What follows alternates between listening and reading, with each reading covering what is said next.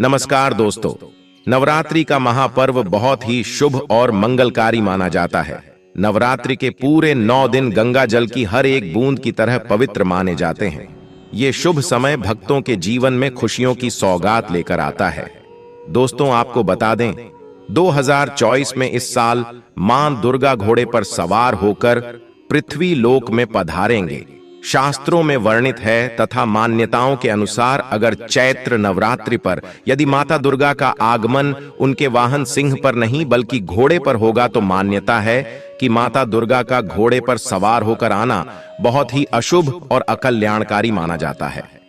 दोस्तों, इस बार नवरात्रि पूरे 9 दिनों तक मनाई जाएगी, न एक भी दिन कम न ज्यादा। पूरे 9 दिनों तक मनाई जाएगी। मां शेरावाली की विशेष रूप से पूजा आराधना की जाएगी। चैत्र नवरात्रि का महापर्व इस बार 2024 में 9 अप्रैल दिन मंगलवार से शुरू होकर 17 अप्रैल बुधवार के दिन समाप्त होंगे। ऐसे में चैत्र नवरात्रि पर माता दुर्गा की कृपा पाने के लिए कलश स्थापना का शुभ मुहूर्त है। 9 अप्रैल को सुबह 6:02 से प्रारंभ है, जो सुबह 10:16 तक रहेगा। यदि आप किसी कारणवश सुबह में कलश स्थापना नहीं कर पाते हैं तो दोपहर में अभिजीत मुहूर्त में कर सकते हैं। उस दिन का अभिजीत मुहूर्त 11:57 से 12:48 तक है। कलश स्थापना का शुभ मुहूर्त रहेगा। महाव्रत में की गई पूजा बहुत ही शुभ मानी जाती है। इससे समस्त देवी देवताओं की कृपा प्राप्त होती है और पूजा पाठ का फल कई लाख गुना प्राप्त होता है। ऐसे में जो व्यक्ति नवरात्र आने से पहले घर से ये चीजें बाहर कर देता है तो उसके घर में मां वैष्णो का होगा आगमन, माता लक्ष्मी का होगा वास, मां शेरावाली आपकी झोली खुशियों से भर देंगे। इसीलिए नवरात्र आने से पहले घर से ये चीजें फौरन हटा दें। दोस्तों, आज हम कुछ ऐसे ही गलतियों के बारे में जानेंगे जो अगर आपके घर में भी होती है तो माता लक्ष्मी कभी नहीं करती ऐसे घर में प्रवेश। फिर चाहे आप कितने ही पूजा पाठ कर लो, माता लक्ष्मी ऐसे घर में कभी नहीं आती। ऐसे घर से देवी देवता भी हमेशा रहते हैं नाराज। दोस्तों, पूरी जानकारी को देखने के लिए इस वीडियो को अंत तक जरूर देखें। सच्ची श्रद्धा से कमेंट बॉक्स में लिखें जय माम लक्ष्मी। माम लक्ष्मी के लिए एक लाइक तो बनता है। दोस्तों, सबसे पहले नवरात्रि के पहले ही मंदिर की अच्छी तरह से साफ सफाई कर लें। मंदिर के अंदर अगर पुरानी मालाएं हैं, टूटी फूटी मूर्तियां हैं, उसके साथ ही खाली माचिस की डिब्बी रखे हुए हैं तो उन्हें बाहर फेंक दें तथा खंडित मूर्ति को किसी नदी में प्रवाहित कर दें। घर में छोटे बच्चों को नवरात्रि का व्रत नहीं रखना चाहिए। इससे उनकी जान को खतरा हो सकता है, क्योंकि इस व्रत में शरीर को अधिक शक्ति की जरूरत होती है। माता शेरावाली की तस्वीर अगर कांच के फ्रेम की है और वह हल्की सी भी अगर टूटी हुई हो तो ऐसे भक्ति व्रत आदि सब टूट जाता है, आपका व्रत खंडित हो जाता है। दोस्तों, नवरात्रि के 9 दिन बहुत ही पवित्र होते हैं।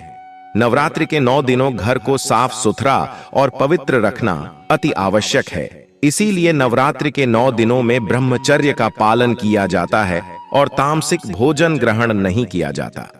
नवरात्रि के 9 दिनों में माता रानी के भक्तों को प्याज, लहसुन, मांस, मदिरा और अंडे से दूर रहना चाहिए।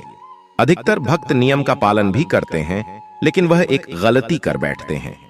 वो नवरात्रि के 9 दिनों में अपने घर इन अपवित्र चीजों को रख लेते हैं। ऐसा भूल कर भी नहीं करना चाहिए। भागवत पुराण के अनुसार नवरात्रि के 9 दिनों तक माता रानी अपने भक्तों के घर में वास करती है। अगर आप भी चाहते हैं कि माता रानी आपके घर में वास करें तो आप अपने घर के वातावरण को पवित्र रखें और नवरात्रि शुरू होने से पहले ही अपने घर से प्याज, लहसुन, मीट, अंडा और मदिरा को बाहर निकाल दें। अपने घर को साफ रखें। इन वस्तुओं को घर से बाहर निकालने के बाद दोस्तों, अपने घर में गंगा जल का छिड़काव अवश्य करें। भगवत गीता में भगवान कृष्ण कहते हैं, बगैर गंगा जल छिड़काव कोई भी मंगल कार्य सफल नहीं माना जाता। गंगा जल का छिड़काव स्वयं भगवत गीता में श्री कृष्ण ने बताया था। अगर आपके घर में गंगा जल न हो तो मार्केट से गौमूत्र ला सकते हैं और गौमूत्र लाकर आप गौमूत्र का अपने घर में छिड़काव करें। बस थोड़ा सा पानी में डाल लें, इससे आपके घर का वातावरण पवित्र हो जाएगा। घर में मौजूद नकारात्मक ऊर्जा भी नष्ट हो जाएगी और जिस घर में वातावरण पवित्र होता है और नकारात्मक ऊर्जा नहीं होती, वह माता रानी का वास सदैव होता है। दोस्तों, नवरात्रि के पहले आप अपने पूरे घर की अच्छी तरह से साफ सफाई कर लें। घर में जो भी फालतू सामान है, फटे पुराने कपड़े, उन्हें बाहर निकाल दें। घर में बेकार पड़ा सामान नकारात्मक ऊर्जा लाता है, इसीलिए गंदगी बिल्कुल भी न करें। धूप दीप जलाकर वातावरण को स्वच्छ रखें। दोस्त, माता के आगमन के लिए घर का दरवाजा जरूर सजाना चाहिए। इससे माता आकर्षित होती है और घर के द्वार में प्रवेश करती है। मां के आगमन के लिए द्वार को फूलों से सजाना। दोस्तों, कई लोग ऐसे हैं जो माता रानी की चौकी कागज बिछाकर बनाते हैं, जो कि बिल्कुल गलत माना गया है। माता की चौकी के लिए आप नीचे लाल कपड़ा बिछाएं। काला कपड़ा और सफेद कपड़ा भूलकर भी नहीं बिछाना चाहिए। ध्यान रखें, कपड़ा फटा भी नहीं होना चाहिए। दोस्तों, अगर आपके घर में देवी देवताओं की खंडित मूर्ति दिया या फटा हुआ चित्र अगर हो, तो उसे किसी पवित्र नदी में विसर्जित कर दें, क्योंकि ऐसी मूर्तियां और चित्र दुर्भाग्य लाती है। देवी देवताओं की खंडित मूर्ति की पूजा न करें और न ही उन्हें घर में रखें, क्योंकि उन्हें घर में रखना बुरा माना जाता है। दोस्तों, वहीं अधिकतर लोग अपनी छत पर या घर के मुख्य दरवाजे के आसपास कबाड़ इकट्ठा कर देते हैं। ऐसा करना अशुभ माना जाता है। ऐसा करना अशुभ माना जाता है।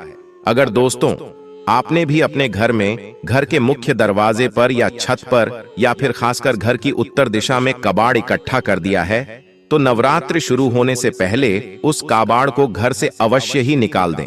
दोस्तों, यदि आपके घर कोई भी बंद घड़ी है, तो नवरात्रि शुरू होने से पहले उसे अपने घर से हटा दें और नई घड़ी ले आए या उसकी मरम्मत करवा लें। घड़ी को प्रगति का प्रतीक माना जाता है। बंद घड़ी समय से पीछे चलने वाली हमारी प्रगति में बाधा डालती है।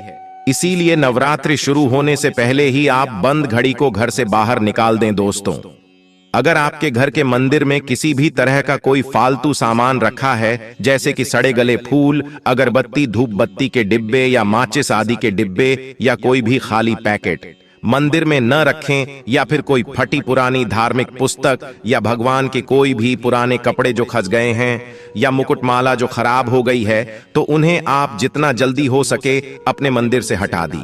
नवरात्रि से पहले आप अपने मंदिर की और मंदिर के आसपास की साफ सफाई अवश्य ही करें। तभी माता रानी की चौकी स्थापित करें। इसके साथ ही आप अपने धन रखने के स्थान की सफाई भी अवश्य करें, क्योंकि नवरात्रि के दौरान मां लक्ष्मी भी गृह प्रवेश करती है। धन रखने के स्थान पर किसी भी तरह का कोई भी फालतू सामान, टूटा हुआ सामान न रखें। धन रखने के स्थान को मंदिर की तरह ही साफ रखें। नवरात्रि के दौरान माता रानी की पूजा में कौड़ियों को शामिल करें। माता रानी के साथ साथ रोजाना कौड़ी का भी पूजन करें। इसके बाद कौड़ी को धन रखने के स्थान पर रख दें।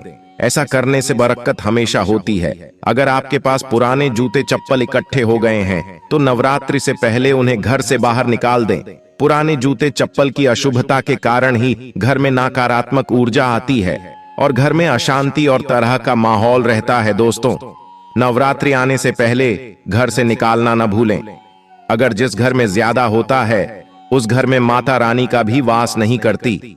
साथ ही साथ टूटे फूटे बर्तन अगर घर में पड़े हैं या टूटा हुआ आईना भी अगर घर में हो, तो उसे भी निकाल दी। घर में टूटे फूटे ईंट पत्थर भी नहीं रखना चाहिए। इसे माता लक्ष्मी नाराज हो जाती है। अब हम जानते हैं नवरात्रों के दौरान क्या नहीं खाना चाहिए और क्यों नहीं पीना चाहिए, और कौन सा फल खाने से व्रत संपूर्ण और सफल हो जाता है। दोस्तों, हमारे चैनल को सब्सक्राइब जरूर करें और इस बेल आइकन को दबाना ना भूलें। तो आइए शुरू करते हैं। दोस्तों, नवरात्रि के दिन से जरूर खाना चाहिए। शास्त्रों में बताया जाता है कि भगवान के भोग में सेब आदि जरूर अर्पित किया जाता है।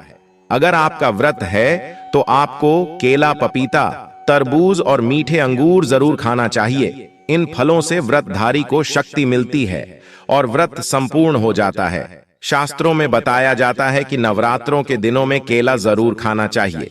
केला खाने से 10 ऐसी बीमारियां हैं जो खत्म हो जाती हैं। माना जाता है कि नवरात्रों के दिनों में केला का घर में प्रवेश होना बड़ा ही शुभ माना गया है। केला खाने से नवरात्रि का व्रत सफल हो जाता है, क्योंकि इसमें माता लक्ष्मी और भगवान विष्णु का आशीर्वाद मिला हुआ होता है। नवरात्रि के दौरान केला खाता उसे दुखों का सामना नहीं करना पड़ता। केला आपको जरूर खाना चाहिए। दोस्तों, नवरात्रि के 9 दिन शक्तिमान दुर्गा को समर्पित होते हैं। नवरात्रि के 9 दिन माता रानी के 9 अलग अलग स्वरूपों का पूजन किया जाता है। नवरात्रि के 9 दिनों में माता रानी को अलग अलग स्वरूप के हिसाब से अलग अलग भोग अर्पित किए जाते हैं।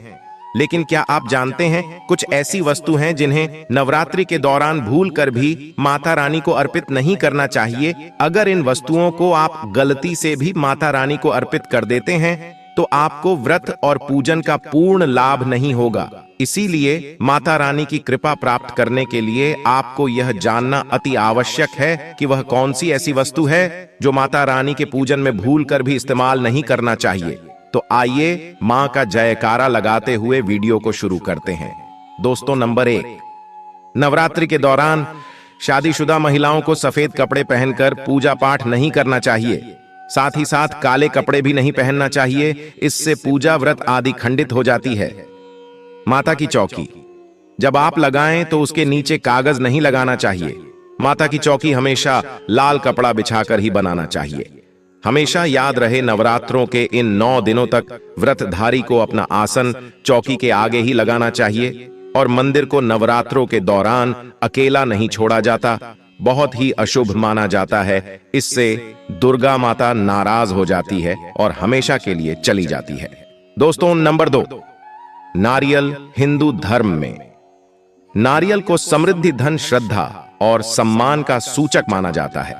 नारियल को श्रीफल भी कहा जाता है। नारियल को सुख समृद्धि में वृद्धि करने वाला माना जाता है। नारियल का हर मांगलिक कार्य में विशेष महत्व होता है। जैसे कि आप सभी जानते हैं कि माता रानी के कई मंदिरों में नारियल से बलि भी दी जाती है और माता रानी के पूजन में नारियल का इस्तेमाल हम सभी करते हैं। खासकर कलश की स्थापना नारियल रखकर ही की जाती है। माता रानी के पूजन में हम नारियल इस्तेमाल करते समय कुछ गलतियां कर बैठते हैं। दोस्तों, नारियल कई प्रकार के होते हैं, एक हरा, दूसरा सूखा, जिसके अंदर पानी होता है। जिस नारियल के अंदर पानी होता है, माता रानी के पूजन में सदैव पानी वाला और जटा वाला नारियल ही इस्तेमाल करें। नारियल का पूर्ण होना चाहिए।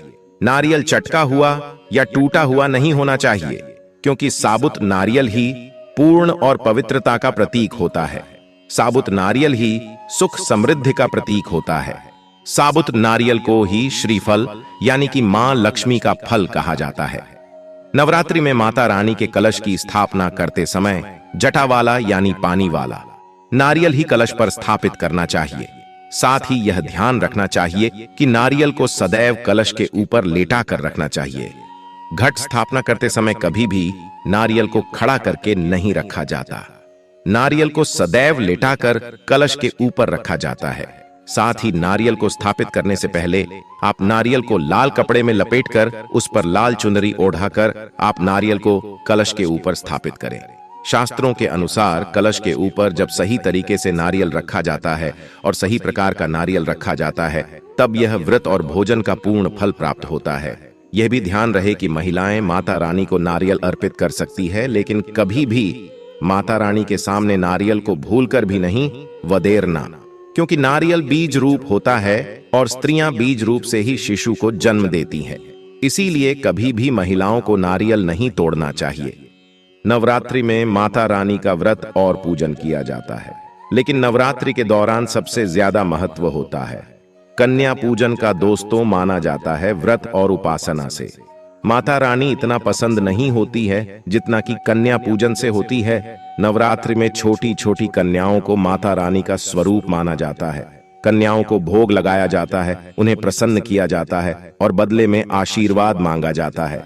कन्याओं को प्रसन्न करने के लिए गिफ्ट आदि उपहार वगैरह दिए जाते हैं। माना जाता है अगर कन्याओं को कोई भेंट दी जाए और उसे खुशी खुशी स्वीकार कर ली तो इसका मतलब है माता रानी अर्थात माता वैष्णो ने भेंट स्वीकार कर ली। जिन पर कन्याएं प्रसन्न होती हैं तो समझो उन्हें माता रानी का आशीर्वाद मिल गया और माता रानी की कृपा से उन्हें मुंह मांगा वरदान प्राप्त होता है। नवरात्रि में 2 साल से लेकर 10 साल तक की कन्या का पूजन होना चाहिए। दोस्तों, अष्टमी अथवा नवमी को कन्याओं के पैर धोकर भोजन कराना, उपहार आदि देना श्रेष्ठ माना जाता है। आपके घर में संपन्नता बनी रहे तथा धन की कोई भी कमी न हो, कन्याओं को कोई सुंदर गिफ्ट दे सकते हैं। शास्त्रों में बताया जाता है कि कन्या जितना खुश होती है माता रानी उतना ही जल्द फल की प्राप्ति प्रदान करती है। ऐसे में आप कन्याओं को चॉकलेट बॉक्स दे सकते हैं तथा खूबसूरत कपड़े दे सकते हैं। याद रहे, काले कपड़े न दें और स्टील के बर्तन भी गिफ्ट के तौर पर दे सकते हैं। याद रहे कि कन्याओं को लोहे का कोई भी सामान नहीं देना चाहिए। दोस्तों, जब कन्या अपने घर के लिए प्रस्थान करें तो उनके चरण जरूर छू लें और अपने मन में अपनी प्रार्थना को पूरा करें। सच्चे दिल से मांगी मुराद माता रानी अवश्य पूरी करती है। प्रिय भक्तों, आज के वीडियो में बस इतना ही। हमारे द्वारा दी गई शास्त्रों अनुसार जानकारी आपको अच्छी लगी हो तो वीडियो को लाइक और कमेंट बॉक्स में जय माता रानी अवश्य लिखें।